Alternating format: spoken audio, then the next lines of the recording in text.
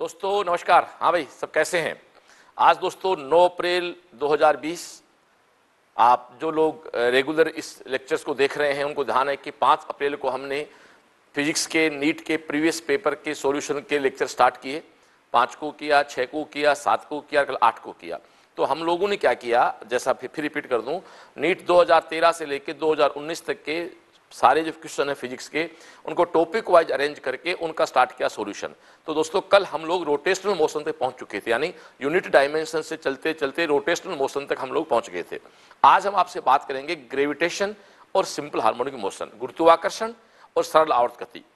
इन दोनों टॉपिक्स के क्वेश्चन आज मैं सोल्व कर रहा हूं। अभी 9 तारीख है, आज 9 अप्रैल 2020, 10:30 बजे हमारी ये शूटिंग स्टार्ट हुई है। ये 2-2:30 बजे तक दोस्तों कंप्लीट हो जाएगी। उसके बाद हमारे सुशील जी लगेंगे अपने कंप्यूटर पे, उसको बिल्कुल अपलोड कर देंगे। ठीक 5 बजे हम लोग इसको अपलोड करेंगे। तो आप आगे ध्यान रखो, डेली शाम को 5 बजे आपको एक फिजिक्स की क्लास का वीडियो मिलेगा।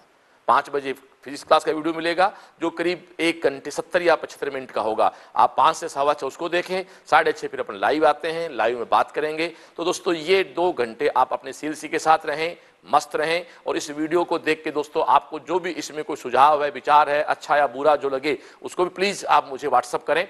जब मैं इतना आपके लिए कर रहा हूं तो मैं चाहता हूं कि आप इसमें इंप्रूवमेंट के लिए अपने सुझाव विचारों को मुझ तक भेजें ताकि हम और बेटर कर सकें। ओके डियर, शुरू करें। बोले बजरंगबली की जय। आज का कार्यक्रम शुरू करते हैं। गुरुत्वाकर्षण का टॉपिक है, ग्रेविटेशनल फोर्स का टॉपिक है। दोस्तों पहला क्वेश्चन देखो, infinite number of bodies each of mass 2 kg are situated on axis at distance 1 meter, 2, 4, 8 respectively from the origin. The resulting gravitational potential due to the system at the origin will be। देखो दोस्तों बात ध्यान सुनो। अगला साफ साफ कहता है, पहले तो लो इसको मैं डायग्राम को बनाता हूं, उसके बाद आपके पास आता हूं। ये एक बहुत ही सुंदर सा क्वेश्चन बन जाता है। दोस्तों आप इसको देखें, आप साफ साफ कह रहे हैं एक्स पे 1 मीटर पे, 2 मीटर पे, 4 मीटर पे और 8 मीटर पे। ये मान लो कि आपका 1 मीटर है, या आपका 2 मीटर है, या आपका 4 मीटर है, या आपका 8 मीटर है। ऐसे अप टू कहां तक? इन्फिनिटी तक। कितने कितने मास रखे हैं? एम मास, एम मास, एम मास और एम मास। इनके कारण आपको इस मूल बिंदु पे दोस्तों, मूल बिंदु पे हमें गुरुत्व विभव निकालना है, वीजी निकालना है। इस न्यूमेरिकल को पहले मैं आपको सोल्व कर देता हूं, उसके बाद मैं थोड़ी सी इस पे चर्चा भी करूंगा, इसके आगे पीछे की 2 बातों पे। देखो डियर, आप सब जानते हो कि किसी भी एम द्रव्यमान के कारण, किसी भी एम द्रव्यमान के कारण उसके सेंटर से आर डिस्टेंस पे, एक बात ध्यान रखना, हमेशा दूरियां हमेशा केंद्र से नापी जाती हैं। चाहे इलेक्ट्रोस्टैटिक्स हो, चाहे ग्रेविटेशनल हो, चाहे पार्टिकल डायनामिक्स का मूल कॉन्सेप्ट है। Distance is always measured from centre point. Okay dear, तो इससे आर बिंदु पे दोस्तों इसका जो वीजी होता है वो होगा -gm/r। माइनस क्यों लगाया? ध्यान सुनना, फोर्स 2 प्रकार के होते हैं, आकर्षण और प्रतिकर्षण। ठीक है डियर, तो याद रखो आकर्षण जो है, अट्रैक्शन जो है वो हमेशा नेगेटिव को शो करता है, रिपल्सन जो है वो हमेशा पॉजिटिव को शो करता है। एक बात और सुन लो, इलेक्ट्रोस्टैटिक के फोर्स में बहुत क्वेश्चन आता है कि चार्ज की टेस्टिंग किससे की जाती है, आवेश की पहचान किससे की जाती है? जो दोस्तों हमेशा रिपल्सन से की जाती है, प्रतिकर्षण से की जाती है। पहला पॉइंट, चार्ज की टेस्टिंग रिपल्सन से की जाती है। उसके अलावा इलेक्ट्रोस्टैटिक का फोर्स है वो प्लस भी होता है, माइनस भी होता है, यानी वो अट्रैक्शन भी है, रिपल्सन भी है। बट गुरुत्व आकर्षण, गुरुत्व प्लस आकर्षण, ये हमेशा किसका होता है? अट्रैक्शन का होता है। और गांठ बांध लो, पैसे मेरा फंडा है, पैसे पे मिलाओ, प्रतिकर्षण में प्लस आता है, हो गया, आकर्षण में माइनस आएगा। इसलिए दोस्तों यहां पर माइनस आ गया। तो किसी भी एम मास के कारण उसके सेंटर से, नोट सरफेस से, जैसे अपन थोड़ी देर बाद अर्थ की बात करेंगे, कोई वस्तु पृथ्वी किस तरह से स्मॉल एच ऊंचाई पर है, तो दोस्तों याद करो वो स्मॉल एच ऊंचाई नहीं है, वो एक्चुअली में कैपिटल आर प्लस एच है। दूरियां सरफेस से नहीं, सेंटर से मेजर की जाती हैं। ओके डियर, तो वीजी इक्वल टू -gm/r। ये इन सब के कारण, और विभव क्या है? एक अदिश राशि है, इसलिए उसमें कोई ज्यादा दिमाग की जरूरत पड़ेगी नहीं। तो ठीक है डियर, अपन बात को शुरू करते हैं। आओ डियर, तो आप देख रहे हैं इस फर्स्ट के कारण यहां क्या होगा? वी फर्स्ट के कारण क्या होगा? V minus g small m बट्टे आर, आर मतलब 1। अगला क्या होगा? -gm/2। फिर आगे दोस्तों क्या होगा? माइनस GM बट्टे 4। ओके, ऐसे चलता जाएगा ये, ठीक है डियर। अब आप देखें, माइनस कॉमन निकाल लो, GM कॉमन निकाल लो, तो ये क्या हो गया 1 प्लस 1/2 प्लस 1/4, ऐसे 8 पे क्या आएगा 1/8 प्लस डैश डैश डैश, कहां तक है, इन्फिनिटी तक है, कोई दिक्कत नहीं ना। बस अब आप एक चीज देखें, तो आप बायो के स्टूडेंट हैं, पेज खाली करें। आपको शायद यहां दोस्तों एक चीज की दिक्कत रहेगी, दिक्कत क्या रहेगी कि इसमें गुणोत्तर श्रेणी काम आ गई दोस्तों, ठीक है ना, इसमें आपकी सीरीज काम आएगी, ज्योमेट्रिक सीरीज काम आ गई। तो दोस्तों हम कहते हैं minus GM 1 plus 1/2 plus 1/4 plus 1/8 plus dash dash dash, ये सीरीज है दोस्तों। जब इन्फिनिटी तक होती है तो इसका जोड़ होता है S equal to A/1 minus R। But ये भी सच है कि R जो है वो लेस देन 1 होना चाहिए। बिल्कुल दोस्तों आप सही कह रहे हो, R का मान क्या है 1/2 है ना। इसमें 1/2 से डिवाइड करो, मल्टीप्लाई करो तो ये आ गया, फिर करो ये आ गया, ये फिर करो ये आ गया। ओके डियर, तो S की वैल्यू क्या आ गई, A क्या है 1 है, 1 माइनस तेरे सामने सामने भाई R क्या है 1/2, तो ये तेरा 1/2 हो गया, तो ये ऊपर जाके तेरा दोस्तों 2 हो जाएगा, ये कंप्लीट 2 हो गया। तो माय डियर V का मान आ गया माइनस 2GM। वापस प्रश्न में आए भाई, वापस प्रश्न में आते हैं, तो माइनस 2GM। ओके आ गया। अब अगला कहता है दोस्तों मास कितना है 2 kg, ध्यान दो आंसर है माइनस 2GM, पर ऐसा आंसर कोई नहीं है, आंसर मास तो जैसे 2 का मान पुट करेंगे तो माइनस 4G हो जाएगा। तो ये दोस्तों आपका आंसर हो गया। Okay thank you. हाँ तो डियर ये क्वेश्चन नंबर 78 था। ये 78 क्वेश्चन मेरी सीरीज है, टोटल 360 क्वेश्चन करने हैं, जिसमें 78 पे आ जाया हूं मैं। यहां मैं ये जो गुरुत्वीय विभव आपसे पूछा है, ग्रेविटी पोटेंशियल पूछा है, यहां दोस्तों 4 शब्द हैं, मैं उन चारों की चर्चा आपसे कर लेता हूं। देखो एक टॉपिक होता है इलेक्ट्रोस्टैटिक्स, एक टॉपिक है ग्रेविटेशनल फोर्स, स्थिर विद्युत और गुरुत्वाकर्षण। लो मैं थोड़ा सा इन दोनों को एक साथ कर दूं। दोस्तों आप सब जानते हो, माना प्लस Q1 आवेश है और दूसरा माना प्लस Q2 आवेश है, उनके बीच की डिस्टेंस R होती है। तो F इक्वल टू आप सब जानते हो K Q1 Q2 by R² होता है। सेम उसी प्रकार से एक कोई मास M1 है, दूसरा कोई मास M2 है, उनके बीच की डिस्टेंस R है, तो यहां भी एक फोर्स होता है जो होता है G M1 M2 by R²। Okay dear, इसको आप FE कह सकते हो, इसको आप FG कह सकते हो, ठीक है। फिर अपन इसकी बहुत बड़ी गुणा भाग करके इस तरह निकालते हैं। ये होता है कि कोई भी Q आवेश है, किसी Q आवेश के कारण R डिस्टेंस पे विद्युत विभव क्या है, तो सब जानते हैं V इक्वल टू होता है दोस्तों KQ बाई R, इसको VE कह देते हैं। तो इसी प्रकार यहां भी होता है, कोई M मास है तो इससे R डिस्टेंस पे पोटेंशियल क्या है, इट कॉल्ड ग्रेविटी पोटेंशियल, जिसको मैं VG कह सकता हूं। माइनस का साइन आएगा क्योंकि किसका फोर्स है, अट्रैक्शन का।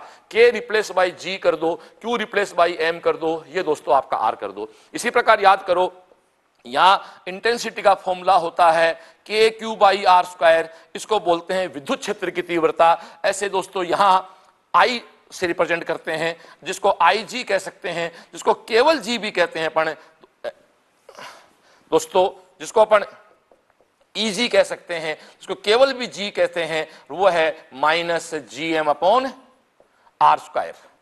ये दोनों चीजें बिल्कुल एक जैसी हैं। मैं यूं कह सकता हूं इलेक्ट्रोस्टैट का K है, ग्रेविटेशनल का वहां कैपिटल G आएगा। यहां जो काम Q करता है वहां वो काम M करेगा। इन दोनों को जोड़ने का आप एक साथ कोशिश करें। फिर याद रखना पड़े ग्रेविटेशनल फोर्स में हमेशा माइनस आएगा, क्योंकि ग्रेविटेशनल फोर्स अट्रैक्शन का फोर्स है और अट्रैक्शन के फोर्स में माइनस आता है, जो बात पहले भी आपको मैं कह चुका हूं। तो इन दोनों चीजों को एक साथ जोड़ा जा सकता है। ये विद्युत क्षेत्र की तीव्रता है, intensity of electric field, this is intensity gravity field, जिसको एक और नाम भी देते हैं हम लोग गुरुत्वीय त्वरण, ग्रेविटी एक्सीलरेशन। बात दोनों का एक ही है, माइनस का साइन आ गया। तो ये आपके सामने इस क्वेश्चन को मैंने आसपास की थोड़ी थोड़ी को भी लपेट दिया दोस्तों। Okay thank you. Okay dear, next question, question number 79।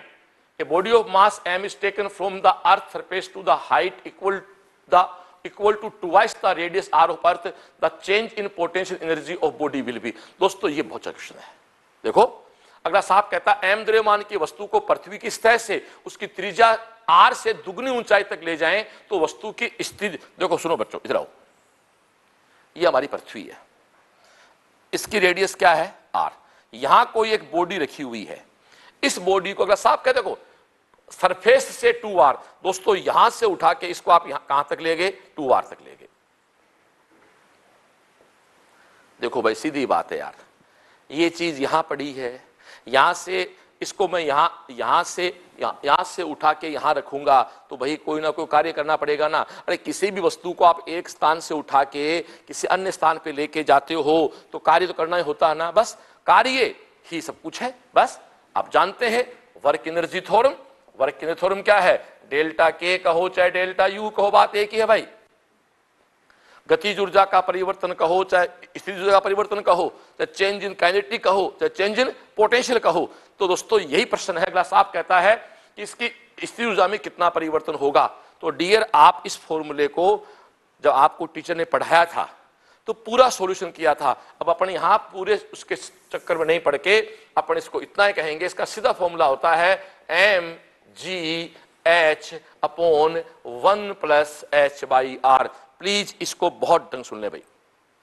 यदि किसी वस्तु को पृथ्वी की सतह से उठा के h ऊंचाई तक लेके जाते हैं तो किया गया कार्य कहो चाहे चेंज इन पोटेंशियल एनर्जी कहो, वो दोस्तों हमेशा क्या होगी, एम जी एच 1 प्लस, और ये डिस्टेंस क्या है दोस्तों, h कहलाती है। ओके ओके डियर, तो this is m g, what is h, 2r, 1 plus h क्या है, 2r बाई आर, ये कैंसिल आउट, ये आपके सामने आ गया 2/3 mgr।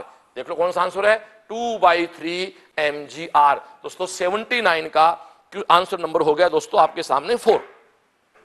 क्लियर? हाँ डियर, पहला जो क्वेश्चन था वो 79 था, जब हमने सेट किया तो 95 नंबर पे जो क्वेश्चन है जो नीट 2019 में आया है, ये दोनों सेम क्वेश्चन है। तो मुझे लगा कि बस नंबर नहीं तोड़ रहा हूं, कंटिन्यू एक साथ करने की कोशिश कर रहा हूं। अगला साहब कहता है किस द्रव्यमान m को पृथ्वी की सरफेस से h ऊंचाई पे ले जाएं तो उठाने में किया गया कार्य क्या है। वहां क्या पूछा, चेंज इन पोटेंशियल एनर्जी, यहां क्या कह रहा है, वर्क। दोनों का मतलब एक ही दोस्तों, सेम फॉर्मूला है, W बराबर mgh 1 plus h by r. अगला साहब कहता है पृथ्वी की सतह से h ऊंचाई, तो ये ले dear mgh 1 plus h by r. ठीक है जी, पृथ्वी की त्रिज्या और h किसके बराबर है, रेडियस के बराबर है, तो रेडियस के बराबर है तो this is m r 1 plus r by r, ये कैंसिल आउट हो गया माय डियर, तो ये क्या बन गया, m g r by 2, m g r by 2। 95 का दोस्तों आंसर नंबर क्या हो गया हमारा, 1 हो गया। Okay thank you. तो मैंने 79 के बाद पहले 95 क्यों करवाया कि दोनों एक क्वेश्चन थे, इसलिए मैंने साथ ले लिया उन दोनों को। ठीक है, अब आप दोस्तों आए क्वेश्चन नंबर 80 पे। 80 क्या कहता है कि पृथ्वी के गुरुत्वीय क्षेत्र की तीव्रता E व पृथ्वी केंद्र से दूरी R पे निर्भरता। दोस्तों हम अच्छी तरह जानते हैं, प्लीज पेज खाली करें। एक बात ध्यान सुनो, मैं इस प्रश्न को करने से पहले आपको थोड़ी चर्चा कर लूं कि ये हमारी पृथ्वी है, ये इससे दोस्तों h हाइट है, ठीक है, जिसको टोटल को अपन स्मॉल r कहते हैं। ये डिस्टेंस दोस्तों r होती है, तो ये आप सब लोग पहले ध्यान से देख लें, स्मॉल r इक्वल टू यहां होता कैपिटल R प्लस h। ये 3 फिक्स स्टैंडर्ड डेटा है। Capital R radius of body earth, small r distance from centre, h distance from surface, इनको चेंज नहीं कर सकते अपन। अब दोस्तों अगर स्पष्ट कहता है कि ये हमारी पृथ्वी है, इससे r हाइट पे ये कोई बिंदु है, यहां पे आपको इसकी गुरुत्वीय क्षेत्र तीव्रता निकालनी है, गुरुत्वीय त्वरण कह सकते हैं दोस्तों। उसकी वैल्यू जो है वो होती है -gm अपॉन r स्क्वायर। ये माइनस का साइन है। यही बात यदि मैं इलेक्ट्रोस्टेट में करता हूं, याद करो, तो इलेक्ट्रोस्टेट का फॉर्मूला होता है kq बाई r स्क्वायर। याद करो, यही प्रश्न आ जाता है इलेक्ट्रोस्टेट में, और यही प्रश्न आता है ग्रेविटेशनल फोर्स में। कर्व दोनों का एक जैसा है, स्पष्ट है। जी दोस्तों इनवर्सली प्रोपोर्शनल r स्क्वायर है, कर्व में कोई चेंज नहीं है, बट ग्रेविटेशनल फोर्स के सारे कर्व लाइन के नीचे आएंगे, इलेक्ट्रोस्टेट सारे कर्व लाइन से ऊपर आएंगे। आप क्वेश्चन के अंदर आए भाई, तो कुछ नहीं किया मैंने। ई दोस्तों इनवर्सली प्रोपोर्शनल r स्क्वायर है, तो आप देख रहे हो।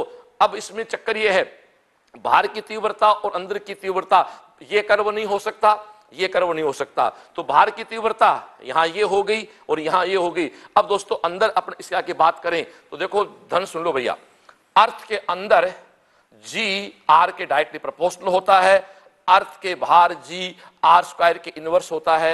ये बात आप सुन लो, बहुत बड़ा क्वेश्चन है भैया। पृथ्वी के अंदर जी आर के डायरेक्टली प्रोपोर्शनल है। मैं बार बार कह रहा हूं स्मॉल आर है जो कहां से मेजर किया गया, सेंटर से। और दोस्तों कैपिटल आर भी वो आपका डिस्टेंस है, कहां से मेजर किया गया, सॉरी कैपिटल आर क्या है, अर्थ की रेडियस है, बट यहां स्मॉल आर में काम लिया। तो आप देखें इसका आंसर फर्स्ट होगा, ये नहीं होगा भाई, तो यहां तो ये भी क्या है, थोड़ा सा कर्व है, कर्व नहीं, जी आर के डायरेक्टली प्रोपोर्शनल है, तो ये ग्राफ आएगा, ये स्क्वायर है, ये ग्राफ आएगा। दोस्तों 80 नंबर में आंसर नंबर 1 हो गया। Thank you. ये दोस्तों भी ग्राफ की बात आई तो मेरे दिमाग में ग्राफ आ गए, तो मैं आपसे ग्राफ की बात कर लूं एक बार। मेडिकल में ग्राफ भी बड़ी इंपॉर्टेंट है दोस्तों। ग्राफ में आप जानते हो सबसे पहले ग्राफ होता है y बराबर mx प्लस सी, ये इस स्ट्रेट लाइन का ग्राफ है। लो आप थोड़ा साथ बोलो मेरे, y equal to m x plus c, y का मतलब y डेटा, x का मतलब x डेटा, m का मतलब स्लोप। इस लाइन की जो स्लोप है जिसको अपन m कहते हैं वो दोस्तों m टेन थीटा है। c जो है, c जो दोस्तों है वो इस y एक्स पे काटा गया इंटरसेक्शन है। ये सुन लो, ये बहुत तेरा प्रश्न है। y equal to m x plus c, y x तो डेटा है, बात ही नहीं है। सी कांस्टेंट है जो ना एक्स पे डिपेंड कर रहा है ना वाई पे डिपेंड कर रहा है। कांस्टेंट क्या होता है, वाई एक्स पे काटा गया इंटरसेक्शन अंतःखंड। और एम क्या है, इस लाइन की एक्स एक्स के साथ बनाएगी स्लोप। इसकी दोस्तों 6 संभावनाएं हैं। लो पहली संभावना y equal to m x, y equal to m x की लाइन ऐसी आएगी, बोलो हाँ या ना। क्यों, c क्या है 0, तो कहां से गुजरेगी, ओरिजिन पॉइंट से। स्लोप क्या है, पॉजिटिव। चल बिड़ू अगला देख, y equal to minus m x, तो ये कौन सा कर्व आ गया, ये कर्व आ गया। अब आपको सर ये कहां काम आते, तेरे काम नहीं आते क्या बोले आदमी। मैं तेरे से पूछ लूं कि स्प्रिंग में आप सब जानते हो F इक्वल टू क्या होता है, माइनस के एक्स होता है ना। स्प्रिंग में F equal to minus k x होता है, तो ये किसका कर्व है, हो गया ना। देखो आपका ये F और ये आपका x, F equal to minus k x, ऐसे यूज होते हैं ये। आप अगला देखें, y equal to m x minus c, ध्यान दे class, y equal to m x minus c, slope तो पॉजिटिव है और c नेगेटिव है, यहां पर आ गया। आगे चलें, y equal to minus m x plus c. दोस्तों minus m x plus c क्या हो गया, ये माइनस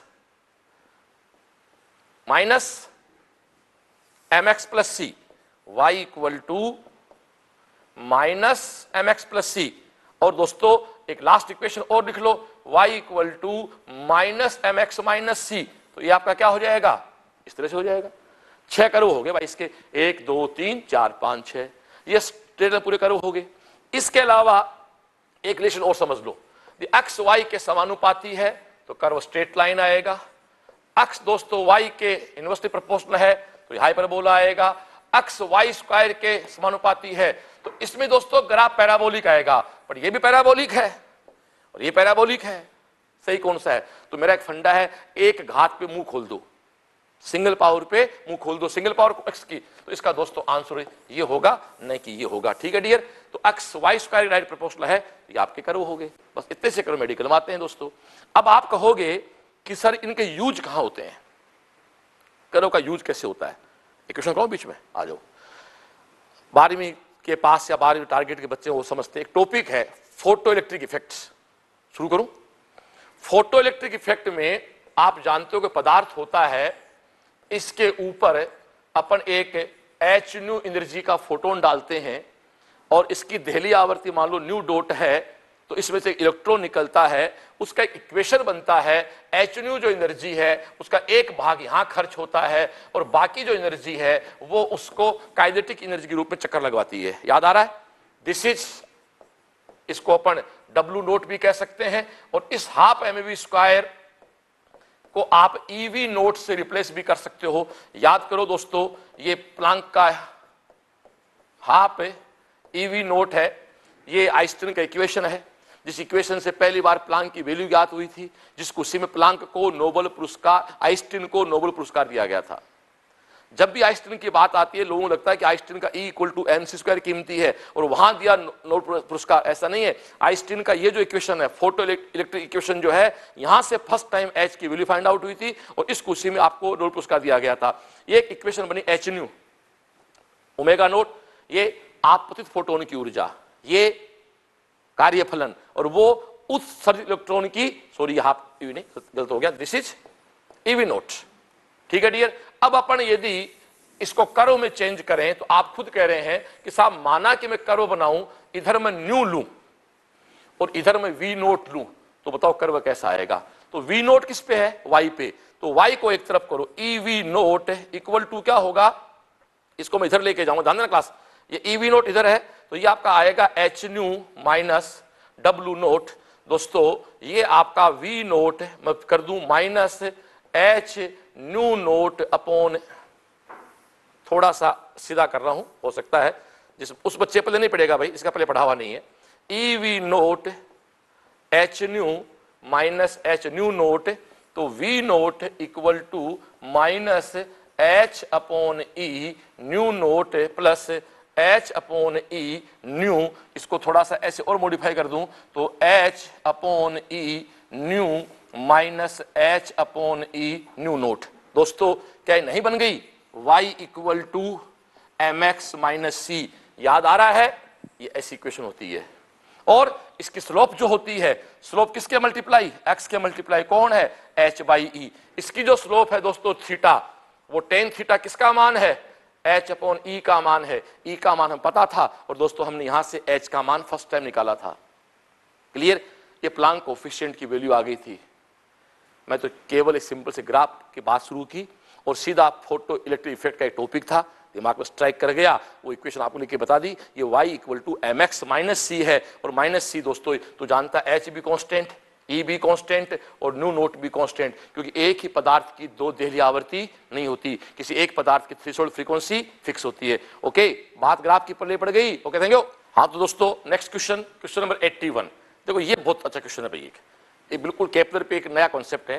केपलर के थर्ड नियम के अनुसार सूर्य की परिक्रमा करते हुए किसी ग्रह का परिभ्रमण काल t है, सूर्य और ग्रह के बीच की औसत दूरी r है, तो तृतीय घात यानी r क्यूब के डायरेक्टली प्रोपोर्शनल है, यानी टी स्क्वायर के r क्यूब को फॉलो करती है, के एक कांस्टेंट है। कि सूर्य तथा ग्रह के द्रव्यमान क्रम से m है, तो न्यूटन के गुरुत्वाकर्षण के नियम के अनुसार इनके बीच जो गुरुत्वाकर्षण का बल है F है, G बाई आर स्क्वायर होता है। तो G गुरुत्वाकर्षण है दोस्तों, वो कहता है G और K के बीच आपको एक रिलेशन बताना है। ठीक है डियर, हम इस बात पे आते हैं। तो इस बात पे आने से पहले मैं आपको, बोर्ड खाली करें, इस बात पे आने से पहले मैं आपको थोड़ा सा ये उपग्रह की गति के बारे में बता देता हूं। दोस्तों ग्रह एक ही बात है, किसी के चारों ओर घूमने वाले को हम उपग्रह कहते हैं, सूर्य के चारों ग्रह कह देते हैं। दोस्तों माना कि पृथ्वी है, इसके चारों ओर ये m मास का सैटेलाइट घूम रहा है, इसकी आप जो कह सकते हैं अपन कक्षीय त्रिज्या ऑर्बिटल रेडियस स्मॉल r है, इसका मास कैपिटल M है और इनके बीच यहां फोर्स लग रहा है।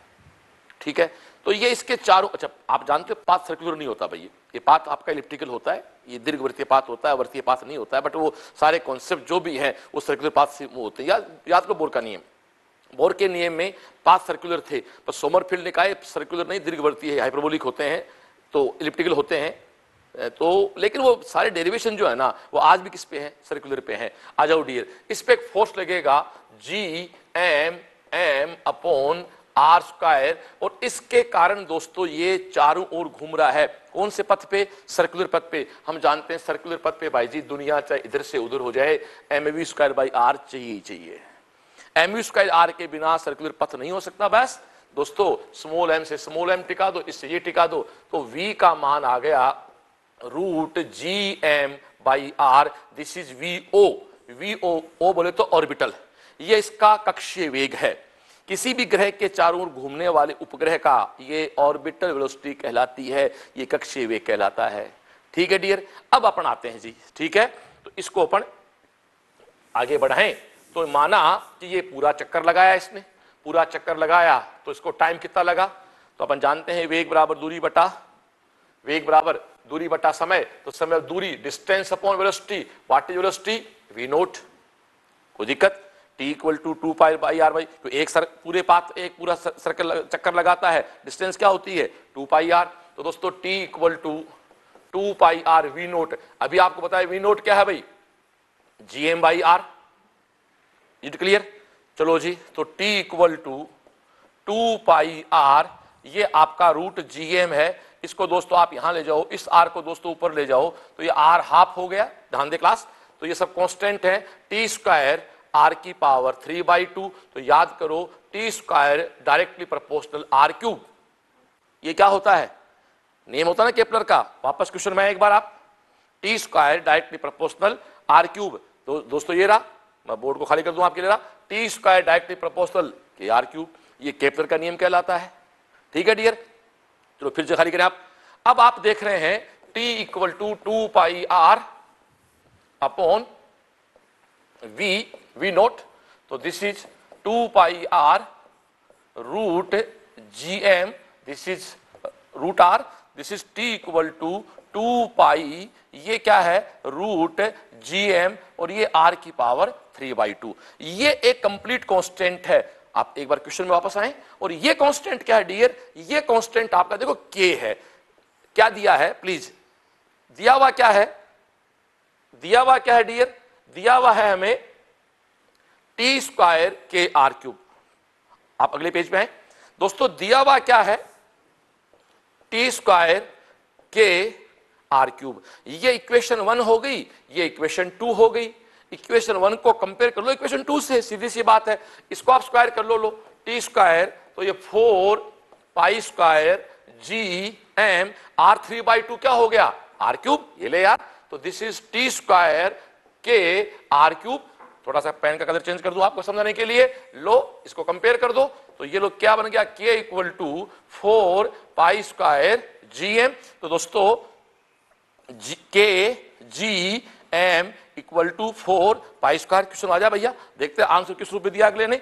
अब आंसर ढूंढ लेते हैं पर, तो ये रहा जी एम के इक्वल टू 4π स्क्वायर। दोस्तों थर्ड आंसर आ गया, तो 81 में आंसर क्या हो गया भाई हमारा, थर्ड हो गया। ओके थैंक यू दोस्तों। क्वेश्चन नंबर 82, इसकी थोड़ी हिंदी की लैंग्वेज मिस्टेक है तो इंग्लिश में पढ़ेंगे इसको।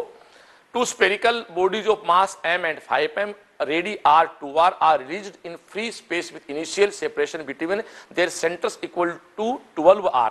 If they attract each other due to gravitational force only, then the distance covered by the smaller body before collision is। देखो ध्यान दो क्लास, एक बॉडी दोस्तों ये m मास की है, दूसरी बॉडी ये 5m मास की है, इसका मास m है, इसका मास 5m है। अगला साफ कहते दोस्तों between their centre to equal distance 12r है। ये डिस्टेंस आपकी कितनी है 12r है, इसकी रेडियस क्या है दोस्तों r है, इसकी रेडियस क्या है r है। तो एक्चुअल में जो आपका डिस्टेंस हम लेंगे वो तो ये रहेगी ना बीच में, देखा जाए तो फोर्स तो यहां काम आ रहा है ना। ये दोस्तों आपकी कौन बन गई 9r। इस क्वेश्चन सुंदरता इतनी है बस, एक बॉडी ये एक बॉडी ये। अगला साफ कहता है डिस्टेंस सेंटर टू सेंटर क्या है 12r, बट ये r एडी है, ये 2r एडी है, तो 9r बची। अब वो कहता है कि स्पष्ट कहता है एक दूसरे को केवल गुरुत्वाकर्षण बल के द्वारा आकर्षित कर रहे हैं, यानी बाहर से कोई फोर्स नहीं लग रहा। अरे मेरे यार, जब भी कोई बाहर से फोर्स नहीं लगता है तो याद कर F बराबर dp/dt equal to 0, dp equal to 0 और p equal to constant. p equal to constant का मतलब है मोमेंटम कंजर्वेशन, संवेग संरक्षण। तो दोस्तों माना कि ये वो बिंदु है जहां पर ये बैलेंस है, तो माना ये दूरी तेरी अक्ष है, तो ये दूरी तेरी क्या हो जाएगी नो r माइनस अक्ष। बस हो गया मेरा m1 r1 equal to m2 r1। इसको मैं मानो r1 कह दूं, इसको मैं r2 कह दूं, ठीक है डियर। तो बस अपना काम हो रहा बहुत आराम से।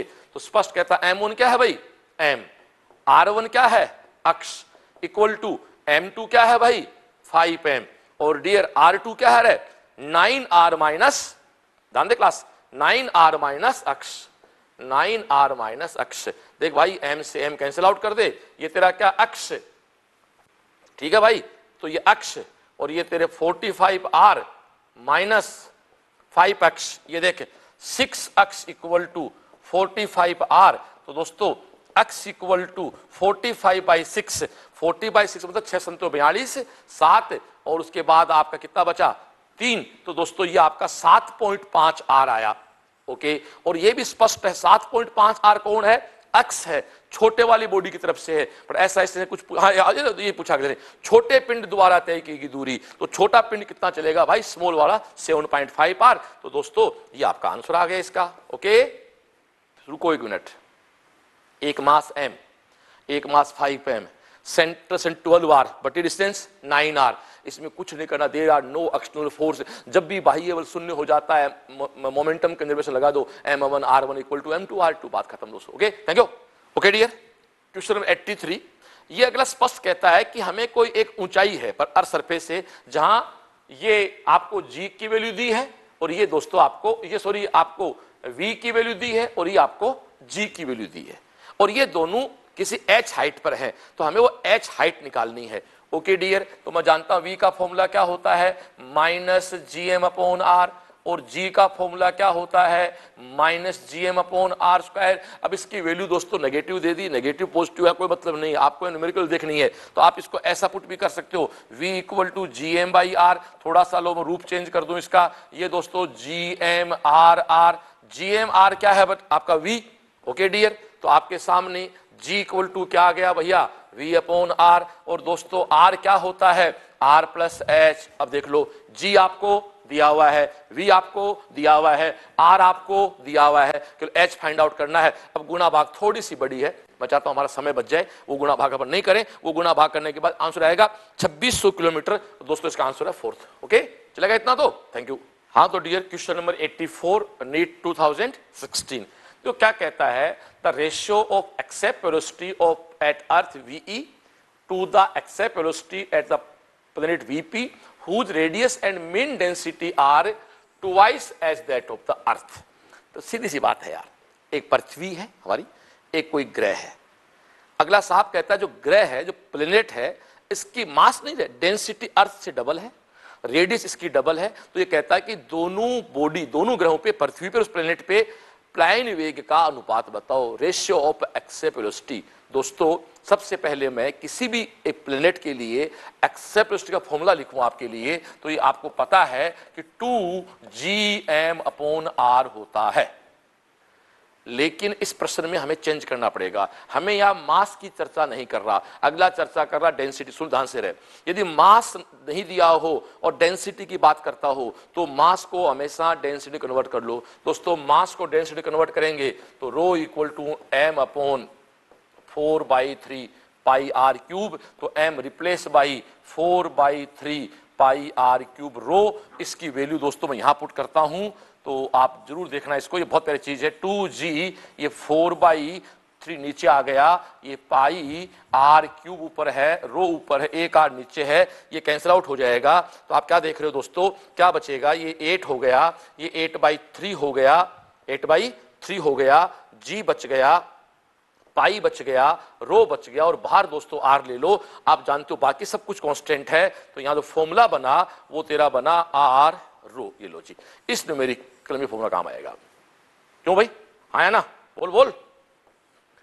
मेरे पास मूल फॉर्मूला कौन था, ये, बट मेरे क्वेश्चन में क्या कहता है, बार डेंसिटी कर रहा है, तो भैया जो क्वेश्चन कर रहा है वही तो मैं करूंगा ना। तो rho equal to m 4/3 pi r cube, mass upon volume कर दिया, m की वैल्यू पुट की, तो ये 8/3 g पाई रो r, ये r दोस्तों इसके बाहर है कोष्टक से, ठीक है ना, तो आपके सामने बाकी सब कांस्टेंट है, तो v equal to r row.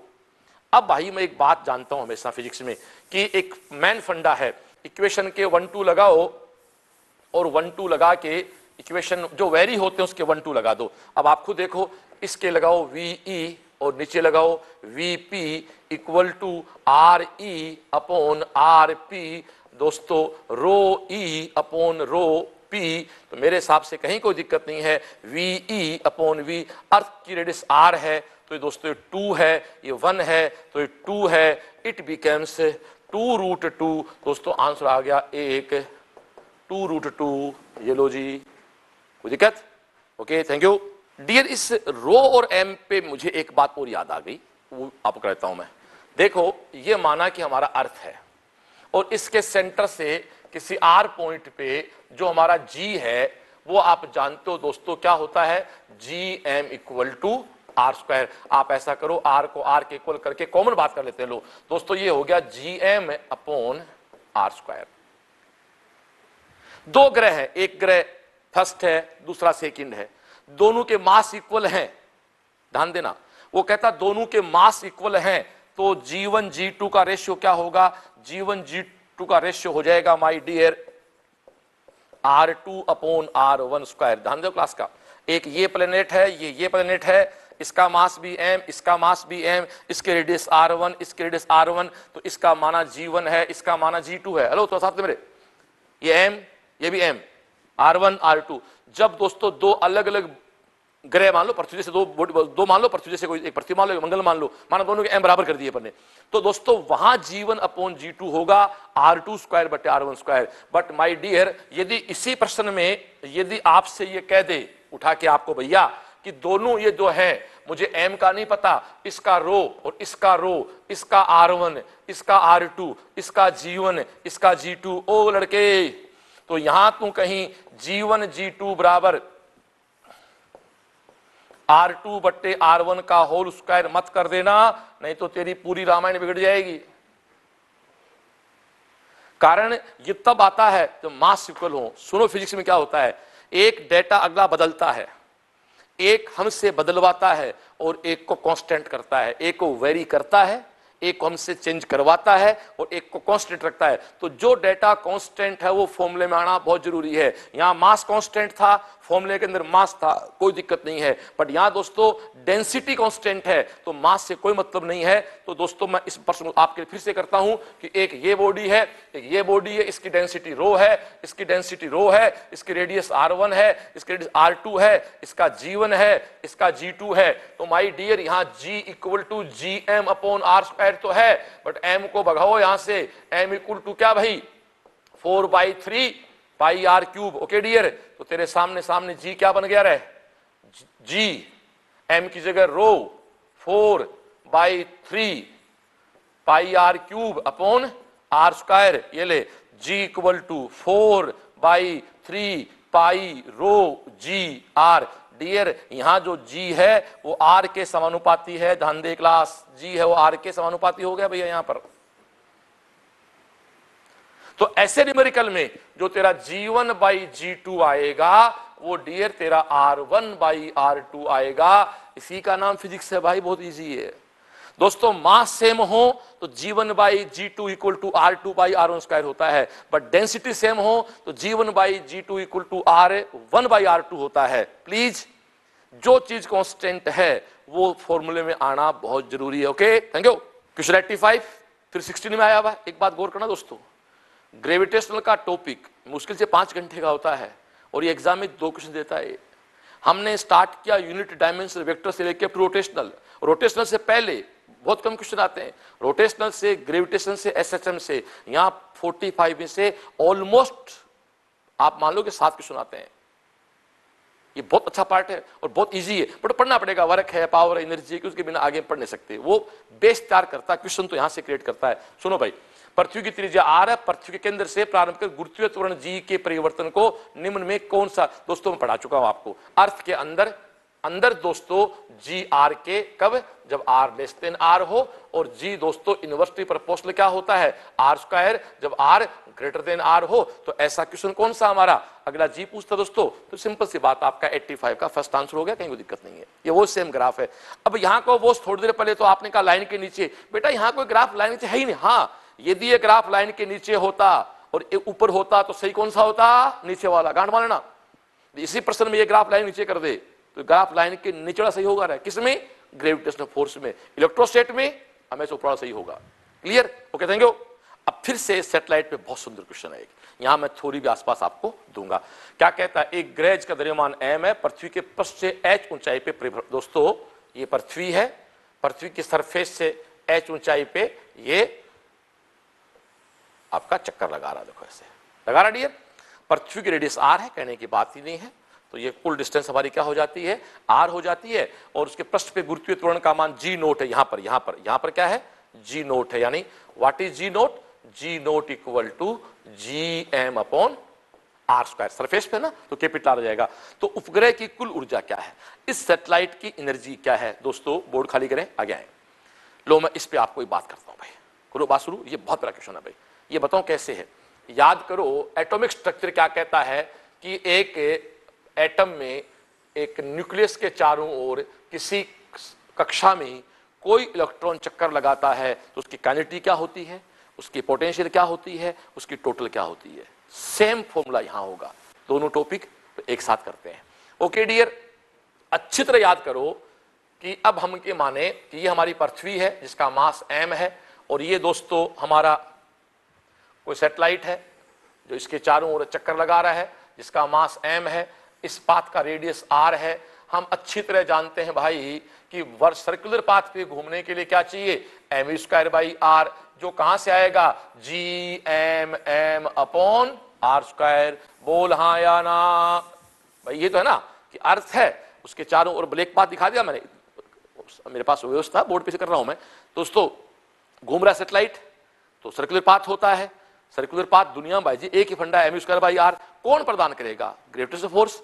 Okay dear, अब देख थोड़ा ट्रिकी कर दो इसको मैं यहां पर, Gmm/r², ये ले भिड़ू काट दे तो क्या बचा, mv² Gmm/r। अरे यार हाफ से यहां मल्टीप्लाई कर दे, हाफ से यहां मल्टीप्लाई कर दे। अरे हाफ mv² क्या होती है, काइनेटिक है। Yes thank you, it becomes kinetic है, Gmm/2r। ये इसकी काइनेटिक एनर्जी है। ओके उसके बाद इसकी पोटेंशियल क्या है, तो पूरी क्लास जानती है, एक मास m1 हो, एक मास m2 हो, उनके बीच की डिस्टेंस r हो, तो क्या होती है potential, plus minus Gm1m2/r। Hello, कोई मास m1 है दूसरा मास m2 है, इसके बीच r है, डिस्टेंस हमेशा कहां, सेंटर टू सेंटर होती है। ये u प्लस माइनस Gm1m2 क्या लफड़ा प्लस माइनस का, रिपल्सन में प्लस अट्रैक्शन में माइनस, रिपल्सन में प्लस अट्रैक्शन में माइनस। टोपी का नाम क्या है, गुरुत्वाकर्षण, ठीक है जी, अट्रैक्शन। ओके तो साइन किसका आएगा, माइनस का, u = -Gm1m2/r। और इस भाषा में चेंज करूं इसको मैं तो -G_M_r। ठीक है, बस अब तू खुद कह रहा है कि गतिज ऊर्जा को मैं E से बता दूं, वो तो क्या है रे, Gmm/2r।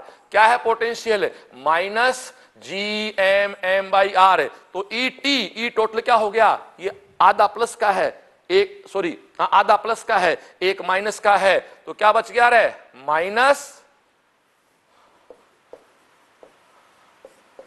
ये ले भाई। तो इसका रेशियो निकालना हो कई बार, E ratio U ratio ET। तो दोस्तों आप जानते हो अच्छी तरह से आता है, इन सब को हम कैंसिल आउट करेंगे तो ये आता है एक, आप E पहले लिया ना पढ़ने, तो दोस्तों एक पे इस E को फर्स्ट लिया ना पढ़ने, तो ये 1:-2 रेशियो -1। ये है दोस्तों शानदार चीज। और यही आपको पता रेशियो कब होता है, जब नाभि के चारों ओर कोई इलेक्ट्रॉन किसी कक्षा में चक्कर लगाता है। Kinetic ratio, potential ratio total 1:2 -2:, kinetic मान लो कहीं 10 है, ध्यान दे क्लास, किसी सैटेलाइट का किसी ऑर्बिटल में काइनेटिक माना कि +10 है, तो क्या होगी पोटेंशियल, -20। क्या होगी टोटल, -10। टोटल का मतलब है टोटल नेगेटिव है। एक बात ध्यान देना, कोई भी ग्रह किसी उपग्रह, कोई भी उपग्रह किसी ग्रह के चारों ओर चक्कर लगाता है, यानी वो उस ग्रह के गुरुत्वाकर्षण से बंधा हुआ है। भैया बंधा हुआ आदमी कब तक रहता है, जब तक उसके कर्जे में है, जब तक नेगेटिव है तब तक बंधा रहेगा, कर्जा मुक्त होने के बाद आदि भाग जाता है। जैसे ऊर्जा दोस्तों प्लस हो जाएगी, यहां से ये एक्सेप्ट कर जाएगा, प्लाइन कर जाएगा, इसलिए नेगेटिव ही बंधन ऊर्जा है, बांध के रखती है। तो ये आपका एक बहुत प्यारा सा पॉइंट हो गया। फिर सुन लो, कोई भी ग्रह के चारों उपग्रह घूमता है तो उसकी काइनेटिक क्या है, बोल, Gmm/2r। इसको बोर्ड को साफ कर, अब बोल, अब मेरे साथ बोल, काइनेटिक क्या है, Gmm/2r। पोटेंशियल क्या है, -Gmm/r। टोटल क्या है, -Gmm/2r। रेशियो क्या है, kinetic ratio potential ratio equal to 1 ratio -2 ratio -1। Okay thank you. अब हमारे क्वेश्चन पे आते हैं। अब क्वेश्चन निकाला भाई, तो डियर ये हमारा क्वेश्चन है, एक उपग्रह है जिसका द्रव्यमान m है, पृथ्वी से इतनी ऊंचाई पर, पृथ्वी की त्रिज्या इतनी है, तो उसके पृष्ठ पे गुरुत्वाकर्षण, तो उपग्रह की कुल ऊर्जा क्या है, आ जा भैया, उपग्रह अभी बात होगी, कुल ऊर्जा क्या है, Gmm/2r।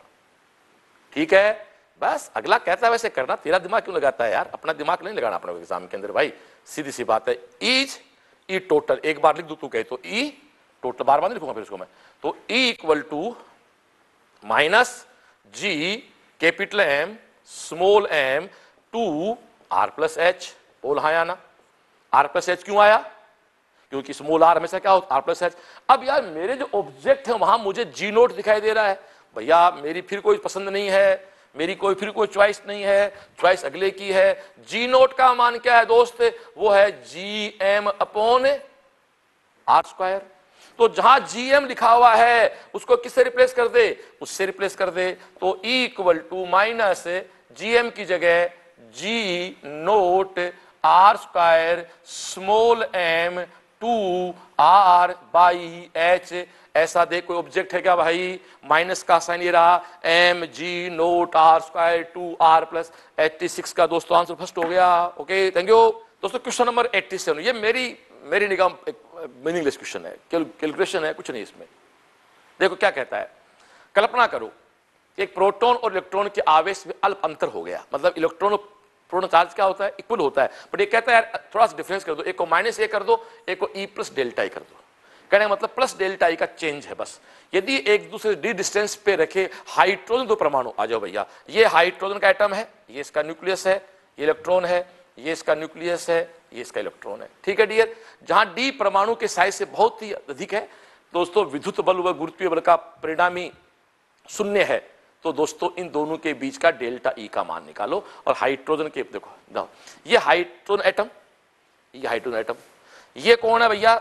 यहां पर इसके बाह्य कोश में एक इलेक्ट्रॉन बैठा है, यहां एक इलेक्ट्रॉन बैठा है। इनके बीच की डिस्टेंस क्या कहता है? परमाणु से साइज से बहुत, जहां डी इनके बीच की डिस्टेंस है डी है, लो जी। तो ये ई, ठीक है, ये प्लस प्लस का इफेक्ट काउंट करके ये ई यहां डेल्टा ई काउंट हुआ केवल, बस इसमें जानकर चीज का। तो एक्स्ट्रा चार्ज क्या है? डेल्टा ई बस।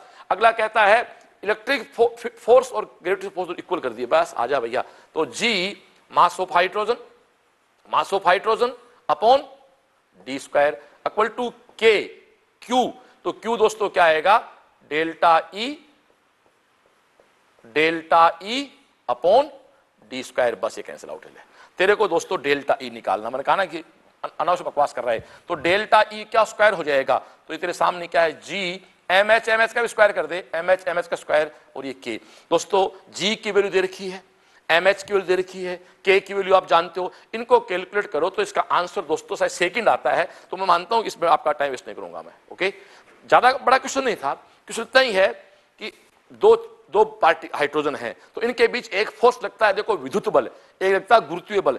विद्युत बल होता है के Q1 Q2 बट्टे आर स्क्वायर, ठीक है, वो गुरुत्वीय बल होता है जी M1 M2 बट्टे आर स्क्वायर। वो दोनों क्या है? अगला खुद कह रहा है, वो दोनों क्या है भैया? इक्वल है। लेकिन चार्ज का थोड़ा सा फ्लक्चुएशन कर दिया, कल्पना कर ली, तो Q की जो डेल्टा ई लेना है, उसकी वैल्यू हमें फाइंड आउट करनी है। अब आगे मैं आप कर लोगे? Okay thank you. Question number 88 2017 में, ये तो भैया उल्टा करना पड़ेगा, जो मैं इसको पढ़ के आया अभी, देखा मैंने, इसके तो ऑब्जेक्ट देख के आपको आंसर निकालना पड़ेगा। अगला साफ कहता है कि भैया सी जी और इनके बनने वाली एक भौतिक राशि की डायमेंशन है, वो लंबाई है।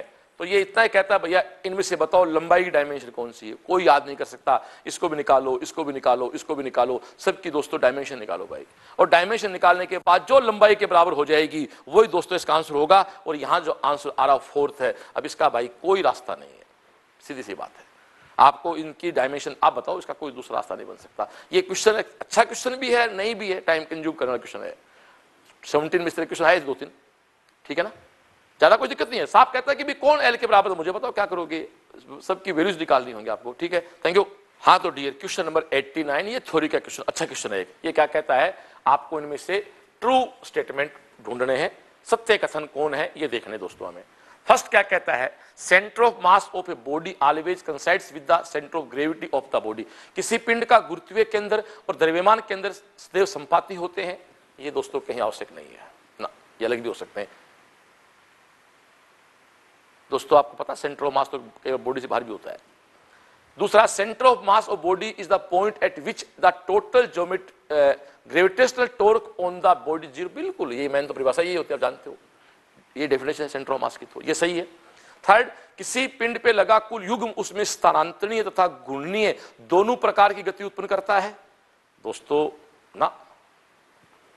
फोर्थ, यांत्रिक लाभ का मान 1 से अधिक होने का तात्पर्य है कि हम कम आयाम से अधिक लाभ उठाए। बिल्कुल सही है दोस्तों, इसका मतलब है कम इनपुट पे अधिक आउटपुट आए, तो इसमें बी सही है और डी सही है। दोस्तों बी और डी हमारे सही किस में है भाई, बी और डी हमारे सही हैं फोर्थ में, तो 89 का दोस्तों आंसर हो गया हमारा फोर्थ। ये अच्छा थ्योरी का प्रश्न है और थ्योरी निश्चित रूप से आप पूरी तरह बहुत ढंग से पढ़िए। इसमें फर्स्ट बहुत कामकार है कि किसी पिंड का गुरुत्वीय केंद्र द्रव्यमान के अंदर सदैव संपाती हो, कहीं जरूरी नहीं है भाई। तो मैं आपसे निवेदन है, आप centre of mass, centre of gravity के 4 पॉइंट होते हैं, एक बार जाके इस क्लास के बाद अपने कॉपी से पढ़ लेना ताकि आपको एक बार फिर से वो रिवाइज हो जाए। Okay, thank you. हाँ दोस्तों, क्वेश्चन 90 टोटल कितने करने रहे, 360, किस पे आगे 90 पे, 9 चौक 36, 25% काम हमारा अभी पूरा होने जा रहा है भाई। ओके, ये कहता था acceleration due to gravity at a height 1 kilometre above the earth. Above the earth का मतलब है सरफेस से ना, is the same as it a depth d below the surface of earth. दोस्तों ये ऐसा प्रश्न है, देखो ये अर्थ है, मैं इसका कलर चेंज कर दूं तो बाहर तो किस पे है, 1 किलोमीटर पे है, और दोस्तों अंदर किस डिस्टेंस पे है, डी डिस्टेंस, ये हमारा सेंटर मान लो आप, ठीक है, ये इसका सेंटर मान लो। अगला साफ कहता है कि पृथ्वी के पृष्ठ से 1 किलोमीटर ऊंचाई पे गुरुत्वीय त्वरण का मान वही है जो गहराई पे है, यानी यहां जो जी है वही जी दोस्तों यहां है। अब मैं मानता हूं कि ये सब आपको पढ़ाया हुआ है, थोड़ा सा मैं इसको और खाली करें एक बार पेज को। डियर, एक चीज आपको समझा देता हूं, लो आप पृथ्वी से बाहर किसी एच हाइट पे बैठे हैं तो जी वेरी कैसे करता है, और इसी पे एक पहले इसको लो कर दूं, आप लो आ जाओ। जी इक्वल टू आप जानते हो जीएम अपॉन क्या होता है, आर स्क्वायर। ओके डियर, इसको जी डैश कहना पड़ेगा अपने को, क्योंकि जी तो किसको बोलते हैं अपन, सेंटर को बोलते हैं, इसको जी डैश कहते हैं बोलने में। तो g dash equal to g m, r हमेशा क्या होता है, आप पहले पढ़ चुके हो, आर प्लस एच का स्क्वायर है ना, small r equal to capital r plus h. Okay, g dash equal to g m, इसमें एक काम को आर बाहर निकालो तो आर स्क्वायर बाहर आएगा ना, ये क्या बनेगा 1 प्लस एच आर का whole square. GM upon r square क्या होता है, दिस इज जी, ध्यान दे क्लास, जीएम अपॉन आर स्क्वायर क्या है, इसको अपन जी कहते हैं, ये सरफेस का जी हो गया। ओके डियर, तो ये तेरे सामने एक फॉर्मूला बन गया, g dash equal to g 1 plus h by r का होल स्क्वायर। इसको थोड़ा सा ऊपर ले लूं तू कहे तो मैं, तो g 1 plus h by r minus 2। अब दोस्तों यदि h is very very less than r, सर्थ है बेस की जानना चीज का, h is very very less than r, बहुत कम हो तो हाई पावर को भी, कलर चेंज कर दूं आपके लिए, तो हाई पावर को इग्नोर कर देंगे और यहां एक बहुत सुंदर फॉर्मूला बनता है, g dash equal to g 1 minus 2 अंदर आ जाएगा 2h बाई आर। प्लीज याद कर ले, पर अर्थ से किसी हाइट पे जी डैश का मान है g 1 minus 2h by r, but कब है, जब h की वैल्यू r से बहुत बहुत कम है। तो इस प्रश्न में भी तो देखना कितना किलोमीटर हाइट ली, 1 किलोमीटर हाइट ली है ना, अर्थ की रेडियस क्या है 6400 किलोमीटर, तो एक दोस्तों नगण्य हो गया।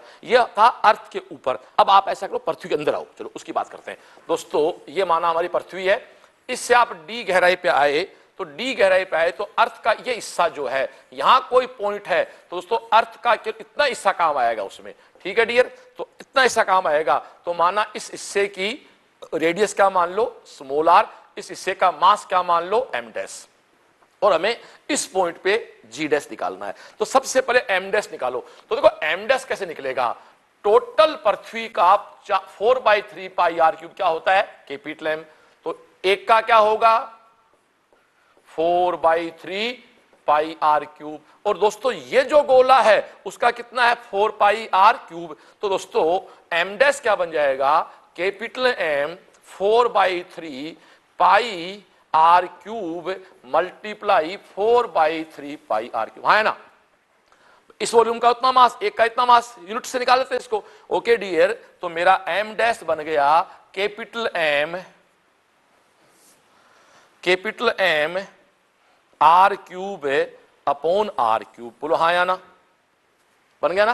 बस अब आप ऐसा करो, इसको अप्लाई कर लो, ये आपको समझाने कर दिया मैंने। तो ये जो अंदर का गोला है, तो डियर इस पॉइंट पे ये डिस्टेंस कितनी है, तो जी डैश क्या बना, या जी डैश बनेगा g m dash r square, बोलो हाँ या ना। एम डैश क्या है, अभी निकाला तो नहीं, m r cube upon r cube upon r square. M dash क्या आया था, एम डैश की वैल्यू क्या है, m r cube upon r square. Clear, अभी आया ना, बस आगे चल। तो g dash equal to g m upon r square को तुम ऐसे कर लूं, इसको मैं तू कहे तो ऐसे एक बार कैंसिल आउट कर दूं, तो क्या बच गया आर, तो ये क्या बच गया तेरा आर। चल आगे, ये क्या बच गया जी डैश, ये क्या हो गया जी नोट, ये क्या हो गया हमारा जी एम अपॉन आर किस पे, सरफेस पे। तो जी डैश इक्वल टू क्या बच गया भाई जी, और एक आर एक्स्ट्रा बच गया अपने को, तो ये बच गया आपका आर अपॉन आर। आजा, g dash equal to g, r को यहां रख ले। What is r, hello r क्या रहे यहां, आर दोस्तों कैपिटल आर माइनस डी है, यहां पर देखना कैपिटल आर माइनस डी, बस ये सुंदरता है इसकी। अब भाई ऊपर तो ये काम कर, आर कॉमन ले ले, तो ये माइनस डी बाई आर, ये आर कैंसिल आउट है, तो g dash equal to g 1 minus d by r. Dear, अब तक जो मैंने पढ़ाया उसको मैं यदि ऐसे एक डायग्राम में बना दूं कि सरफेस से एच हाइट पे अगला मुझसे जी डैश पूछे तो g 1 minus 2h by are, लेकिन अगला मेरे से डी गहराई पे पूछे तो यहां मेरा जी डबल डैश बोल दो आपके शॉर्ट के लिए 1 माइनस डी बाई आर। इसको याद कर लेना भाई मेरे। हाँ, इसकी तो शर्त है कि h is very very less then r, but यहां कोई शर्त नहीं है, तो दोस्तों d चलते चलते r के बराबर हो जाएगा, तो 1 माइनस 1 0। आप या जानते हो सेंटर पे केंद्र पे गुरुत्वीय क्षेत्र की तीव्रता शून्य होती है, यहां से आता है। ओके, अब हमारे क्वेश्चन में आते हैं। चलो भैया क्वेश्चन निकालो, बस हो गया। पृथ्वी के पृष्ठ से 1 किलोमीटर की ऊंचाई पे गुरुत्वीय त्वरण का मान वही है जो भीतर की डी गहराई पे है, ठीक है ना। आजा, ऊंचाई पे कितना होता है, g dash equal to g 1 minus 2h by r. Depth में कितना होता है, इसको ऐसे लिख दूं, इसको ऐसे लिख दूं तेरे लिए भैया g1, उसको डी काम ले लो। Okay, h for height, d for depth, left part equal है तो right part equal. Okay okay okay,